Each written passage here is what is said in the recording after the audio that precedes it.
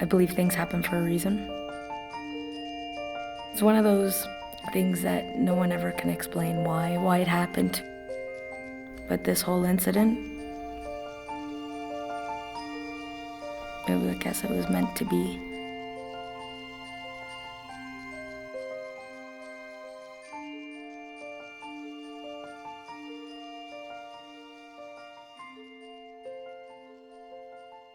I met Kevin in high school.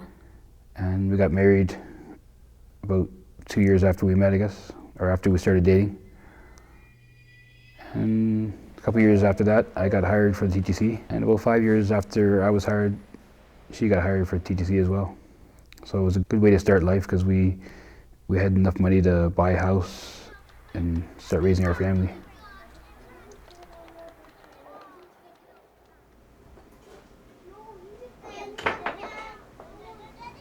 I think I enjoy driving trains. I enjoy not having to worry about fares, not having to worry about transfers. There's no traffic to worry about.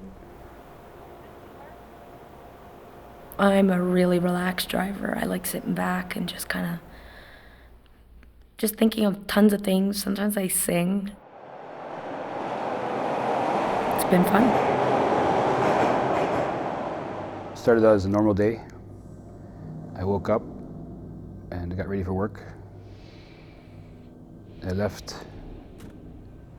I picked up my train from the yard and I approached High Park Station. From the moment I saw him, my first thought was, what is this guy doing?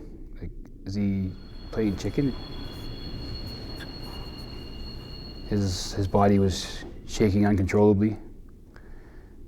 It was just going up and down, with his head on the running rail.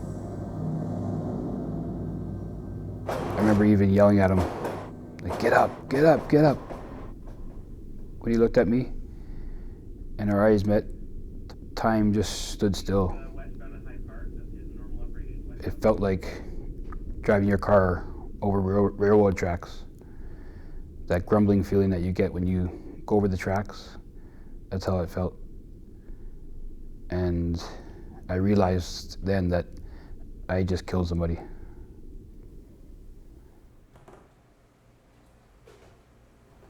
I was angry at him for a while, only because I felt that, okay, it happened, but you need to function, and he couldn't. I didn't want to do anything. I wouldn't want to get up. The emotional part that he was going through, I didn't understand that. I couldn't.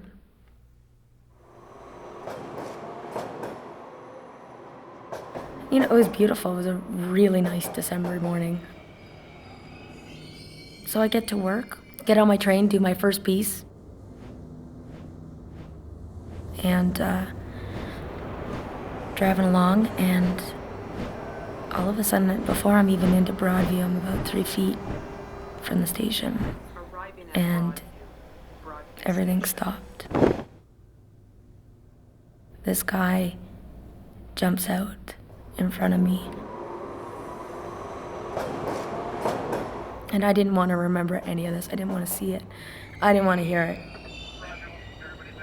And I tucked my feet up, and I covered my ears with my hand, and I closed my eyes, and I screamed.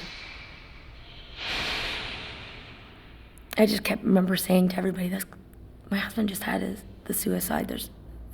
This can't be happening. There's no way.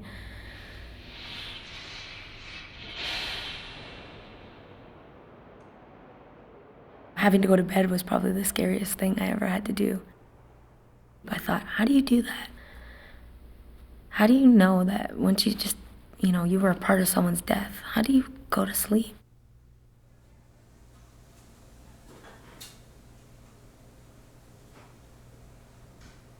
My house has never been so clean.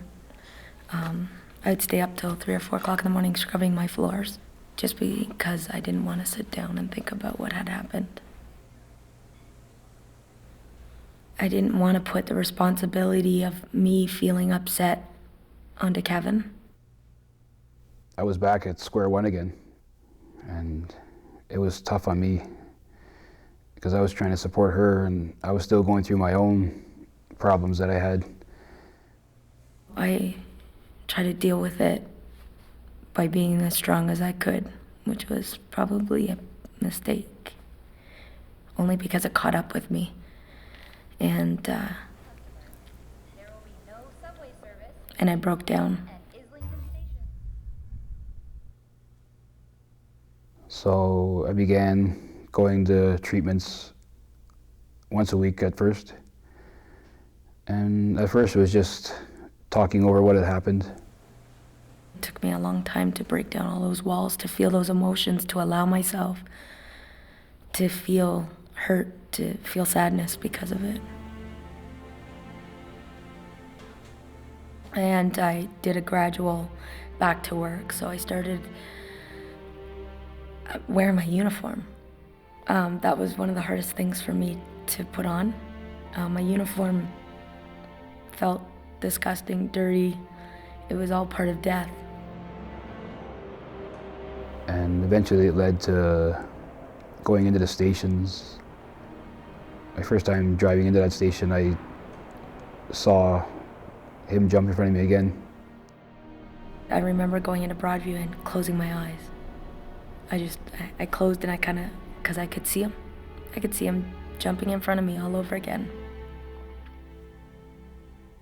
Even to this day, I still have trouble going into that station. Because every time I go through it, I go through him. I see him. He's there. You just kind of think that there's somebody behind that wall. You want to look ahead, you want to be able to see ahead to see if there's anybody behind there, but you can't. If I kept thinking about this, I was going to go crazy. I had to put it out of my mind. It's a part of my life. We all deal with it. My family does, my husband does, every day.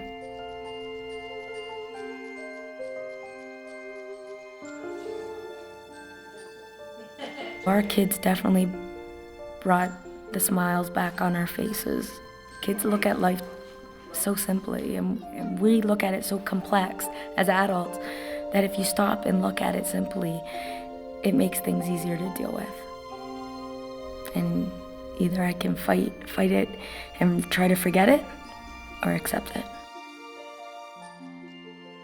Now we're finally getting over what happened, and we're trying to move on with our lives and just raise our kids and do the best we can.